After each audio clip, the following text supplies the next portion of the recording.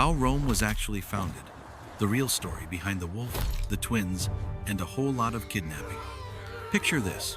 You want to start the greatest city in history, but you've got zero people, zero women, and your only founding story involves a baby-eating king, divine rape, and fratricide. Oh, and your first citizens are basically criminals and runaway slaves.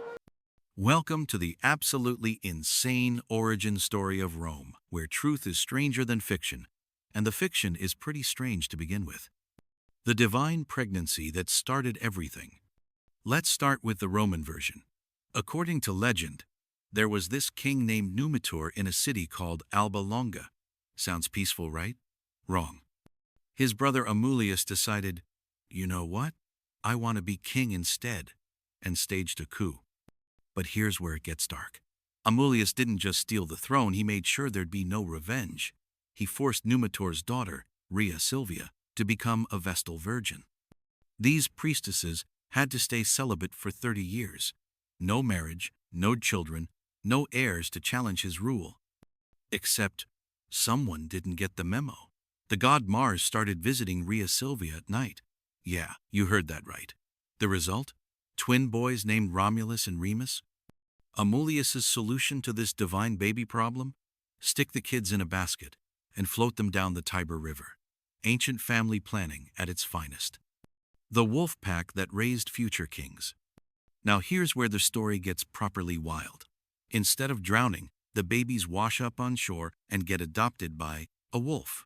Not metaphorically, literally. A she-wolf who nurses them. Plus a woodpecker and a lapwing bird who help out with childcare duties. Can you imagine? 2 human babies being raised by wild animals, learning to hunt, fight, and survive in the wilderness. When they finally get rescued by a shepherd, they're basically feral children with anger management issues. Which explains what happens next. When the grown-up twins decide to found a city, they immediately get into a fight about location. The argument gets so heated that Romulus kills Remus. First day of city planning, and you've already got a murder. Classic Rome. The criminal settlement program. So Romulus has his city location picked out, but he's got a tiny problem. No people. Like, almost nobody. Just him and a handful of buddies. His solution? Basically create ancient Rome's version of witness protection. Romulus announced that anyone, and I mean anyone, could become a Roman citizen. Runaway slaves? Welcome. Criminals on the run? Come on in. Debtors fleeing creditors? Make yourself at home. They all settled on the Capitoline Hill, turning early Rome into what was essentially a refuge camp for society's rejects and outcasts. Not exactly the prestigious founding you'd expect for a future world empire. The Great Wife Heist.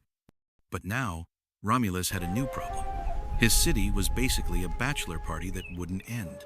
All these men, 0 women. Rome was facing demographic extinction before it even got started. The Roman solution? Invite their neighbors, the Sabines, to a big religious festival.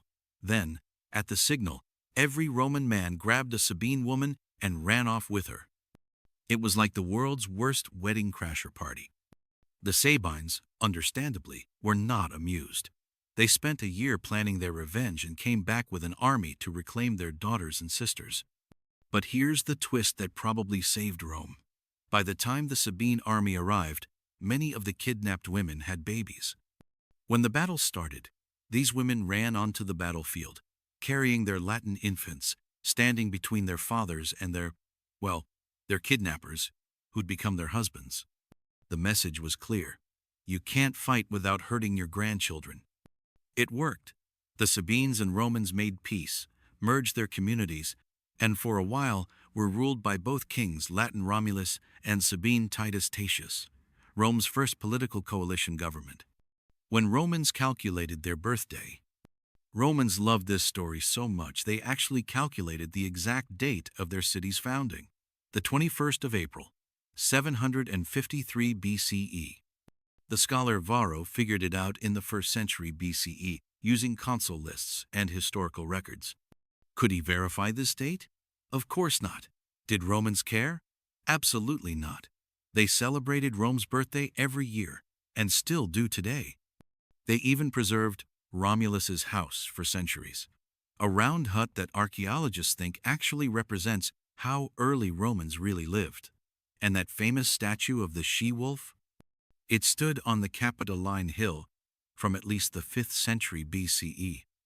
Romans were so attached to their origin story that they incorporated it into daily life. At weddings, grooms would ceremonially kidnap their brides, remembering those first Sabine women. The upgrade, Troy edition. But after a few centuries, Romans decided their origin story needed an upgrade. Being descended from some random king in Alba Longa wasn't prestigious enough for world conquerors.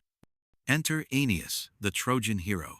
The poet Virgil crafted the Aeneid, connecting Roman origins to the fall of Troy. According to this version, after the Trojan War, Aeneas and his followers sailed to Italy, where they became the ancestors of the Romans. Suddenly, Romans weren't just descended from wolves and criminals, they were heirs to the legendary heroes of Troy. Much better for imperial PR. What actually happened? So what's real and what's myth? Archaeology tells a fascinating story. First, Rome definitely existed before 753 BCE. There are traces of human settlement from the 8th century BCE, and by the 9th century there was already a trading post and village around a Tiber River crossing. Second, the Sabine women's story? Totally plausible.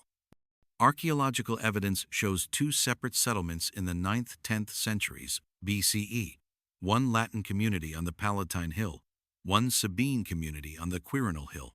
They eventually merged into one city. Third, the Aeneas connection? Romans didn't invent that either, they borrowed it from the Etruscans, who had their own legends about wandering heroes finding new homes.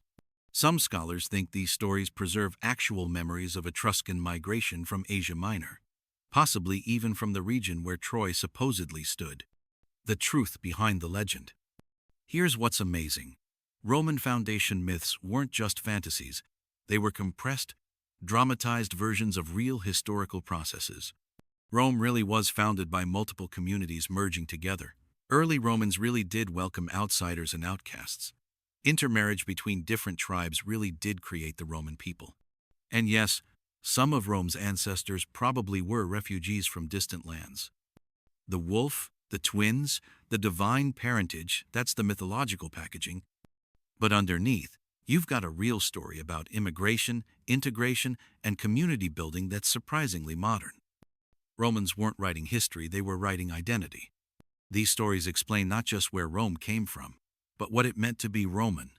A people who welcomed outsiders, who built strength through diversity, and who weren't ashamed of their rough beginnings. Pretty sophisticated for a city supposedly founded by feral wolf children and criminals, don't you think? What do you think do Rome's origin myths tell us more about ancient history or ancient psychology? And what would your city's founding myth look like if you wrote it today? Let me know in the comments.